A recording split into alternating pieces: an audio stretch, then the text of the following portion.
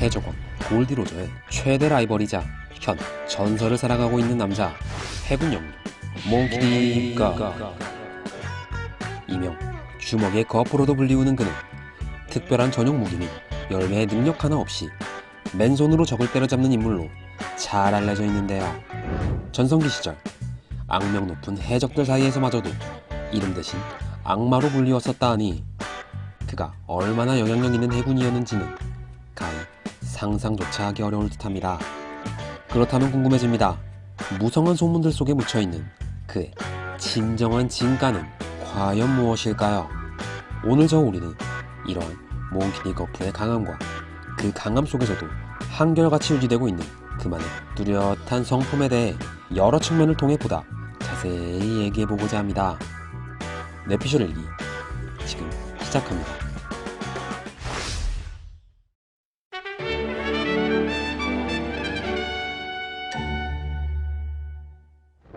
대해적 시대가 열리기 전 로저라는 해적의 대표를 전담하는 단 한 명의 인물을 언급한다 하면 단연 꼽을 수 있는 게 바로 이 몽키디 거프. 올해 나이 78세, 노쇠한 현 시점에서도 그는 분명 사왕 및 해군 원수와 동급으로 여겨지는 전투력을 가지고 있으며 중장이라는 계급이 무색할 정도로 해군 최고의 전력 중 한 명으로서 인정받고 있는데요. 애초에 스스로를 썩어가고 있다 평가한 해적왕의 오른팔 실버 레일리. 현역에서 물러난 지 20년이나 지난 이래 방탕한 삶을 살고 있던 그조차도 때에 따라선 책임지고 해군 대장 한 명을 마크할 정도인데 흰수염처럼 지병이 있는 것도 아닌 루피만치 펄펄한 현역의 거프는 적어도 전설의 해적 레일리를 상회하는 실력인 것만큼은 분명한 사실인 듯합니다.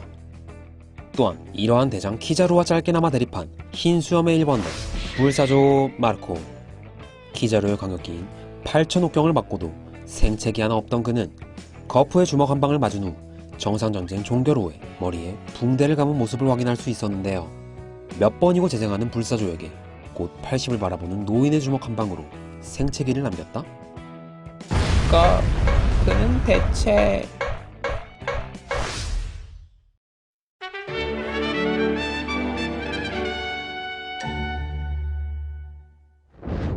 레벨리 편에서 밝혀진 거프의 또 다른 과거. 그가 해군 영웅으로 불리워진 결정적인 이유로는 로저 이전의 대해적 룩스를 전담하였기 때문이라 언급되었는데요. 거프와 함께 쌍벽을 이루던 생고쿠의 타이틀인 부처라는 개인적인 이명의 개념과는 달리 아예 해군 영웅이라는 공적인 타이틀에 대한 의미 해석으로는 그는 분명 해군계에 있어 생고쿠 이전 혹은 이상의 어마어마한 영향을 끼친 인물로 평가할 수 있을 듯합니다. 시기상으로 어린 카이도와 빅맘이 이 록스의 무리에 함께 소속되어 있다는 걸 염두에 보았을 때 해군 영웅은 단순 오랜 공적을 쌓아 얻은 박혀있는 나이 많은 돌에 대한 형식적 대우가 아닌 젊은 시절부터 이미 전설로 불릴 만한 기적적인 공적들을 무수히 써왔다는 얘기로도 이해할 수 있을 듯한데요. 그의 나이 현 78세, 로저가 처형당한 당시는 58세, 로저와 한창 혈투를 벌이던 당시 그의 나이가 30에서 50대라는 것을 고려했을 때 그 이전 세대인 록스를 막은 나이는 아무리 많이 잡아도 20대 후반. 저 올인은 확신합니다. 남다른 혈통의 몽키디 가문, 19살의 5왕의 타이틀을 차지한 주인공 루피, 세계 개혁을 목표로 모인 혁명군의 총사령관에 위치한 드래곤 또한 이 가문에 포함된다 하지만 동일한 나이라는 가정하에 순수 강함만으로 가장 강력하다 평가할 수 있는 인물은 단연 이 몽키디 거프일 거라는 것을 말이지요.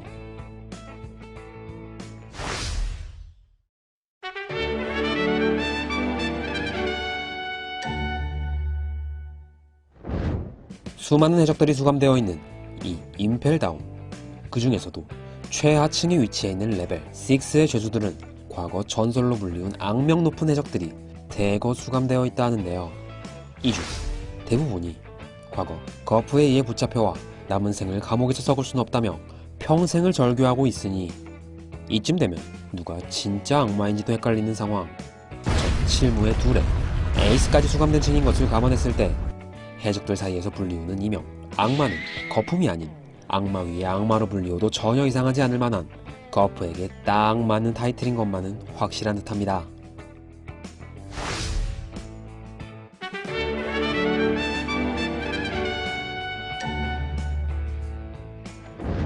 흰수염 해적단의 3번대 대장 다이아몬드 조지. 누구 하나 언급한 적 없지만 외관상으로 그는 어느 누가 봐도 해적단 내 탱커 및 완력을 담당하고 있는 것으로 보여집니다. 아니야. 난 연약하다고. 연약해. 난 연약해.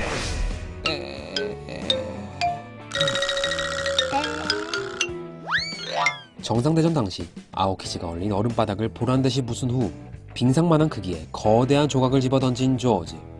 이와 배경되는 워터7 당시의 거프로는 웬만한 배 이상으로 큰 크기의 철구를 한 손으로 던지는 말도 안 되는 모습을 보여주었는데요.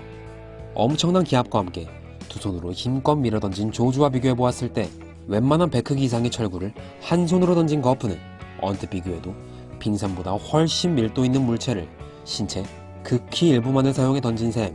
그러고도 말하기를 나이가 먹어 예전 같지 않다는 근력저하 인정 멘트와 함께 호탕하게 웃고 있는 모습마저 보여주니 감히 가늠하기가 두려울 정도입니다.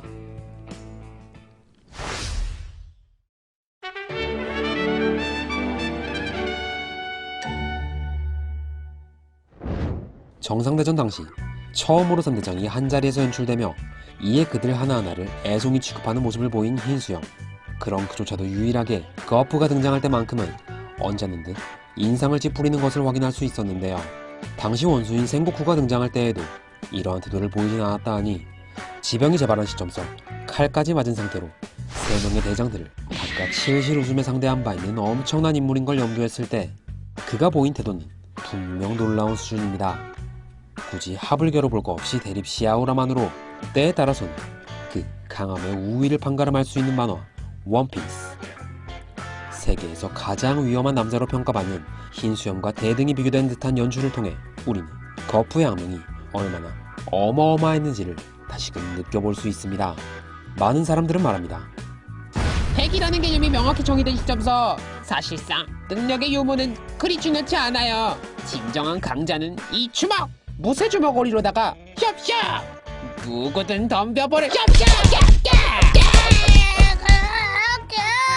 물론 일리 있는 말입니다. 에피소드가 진행될수록 등장하는 수많은 강호들은 열매의 능력 없이도 얼마든 강할 수 있다는 것을 여러 상황을 통해 증명해 왔으니까요. 하지만 그러한 배경에도 불구하고 일부 사학 및 해군 대장과 같은 최상위층 강자 대부분은 실상 진귀한 열매의 능력자들로 연출되어 있는 상황. 이들의 존재만으로 분명 능력으로 인한 전투력의 증가는 또렷이 있다는 근거가 되는 것인데 아예 초인계 최강의 능력으로 평가받는 흔들흔들 열매를 먹은 한 사왕과 비견되는 것 자체로 이미 우린 그가 얼마나 어마어마한 인물인지를 판단할 수 있을 것입니다.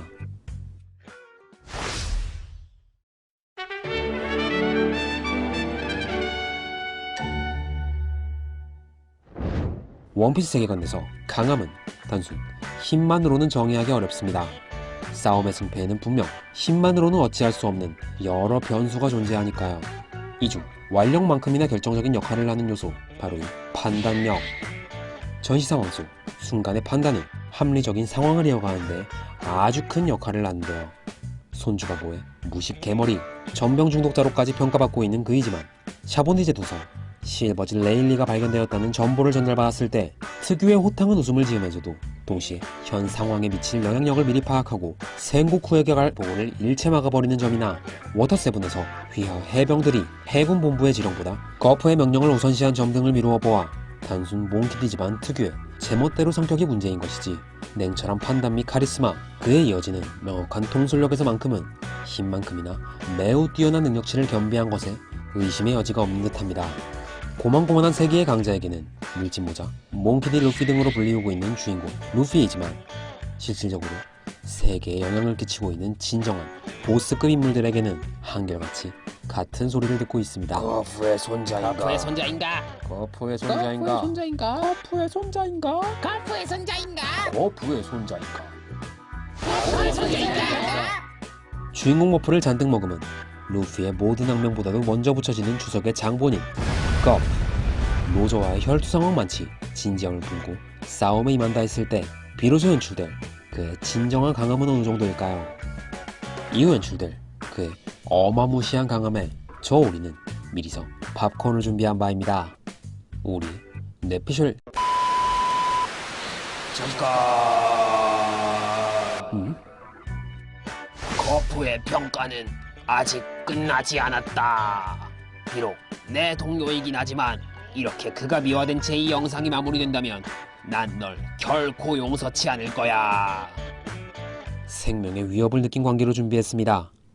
껍, 그의 일관된 성품에 관하여. 몽키티 집안의 3대가 그렇듯 거프 또한 호탕하고 너그러움이 깊은 자상한 성격을 띠고 있습니다. 이에 대한 반증으로는 죽기를 각오하고 싸운 라이벌 로저의 아들을 거두어 주었다는 데에서 여실히 드러나 있는데요. 잡힌 게 아닌 엄연히 자수하여 처형당한 로저는 사실상 처형당하기 전 레일리와 같은 친구이자 든든한 오른팔에게 아들을 맡길 수도 있었을 것입니다. 그럼에도 굳이 숙적인 거프에게 부탁한 것을 보면 죽음을 앞다퉈 싸운 너는 동료만큼 신뢰할 수 있다라는 말이 결코 빈말이 아니란 것을 알 수 있습니다.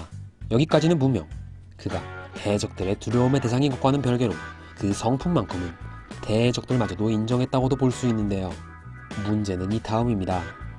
틈틈이 에이스와 루피를 키우며 누구보다 강한 해병이 되게끔 열심히 교육시켰건만 결과적으로 그의 해이한 가르침은 세계가 벌벌 떨 두 거물급 해적을 탄생시키는 데 결정적인 요소로 이바지하였습니다. 비극적이게도 이 셋은 추후 전장에서 마주하게 되고 가족 이전의 해병으로서 절대 해적을 동정하지 않는다고 다짐하지만 결국 손주의 죽음에 아무 손도 쓸 수 없었던 그는 에이스 앞에서 눈물을 흘릴 뿐 아닌 직접적으로 에이스를 죽인 사카츠키를 죽여버리려는 모습까지 보여주었는데요. 이게 해적이야 해군이야? 괜히 내가 뭐라 하는 게 아니다. 애초부터 해적왕의 자식을 거둔 그의 성품은 훗날 정상대전이 일어난 가장 큰 계기를 만들어 주었고 이러한 피할 수 없는 비극을 맞이한 데에는 그 앞으로 본인의 책임 또한 상당히 큰 듯합니다. 그러고도 날 때려 죽이려 들다니. 가족애가 무척 깊은 것과는 달리 자식 교육엔 영 서툰 모습을 보이며 손주들에게 망할알베라는 소리까지 듣고 산 거프.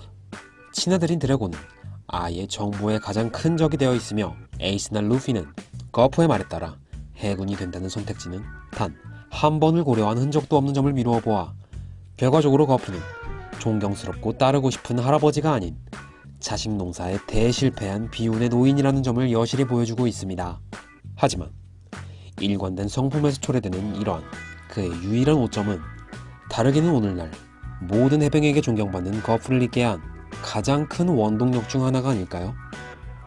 앞으로도 꾸준히 연출될 그의 엉뚱하고도 자비로운 성품에 저 오리는 한 번 더 팝콘을 준비한 바입니다. 오리 뇌피셜 일기. Who is God?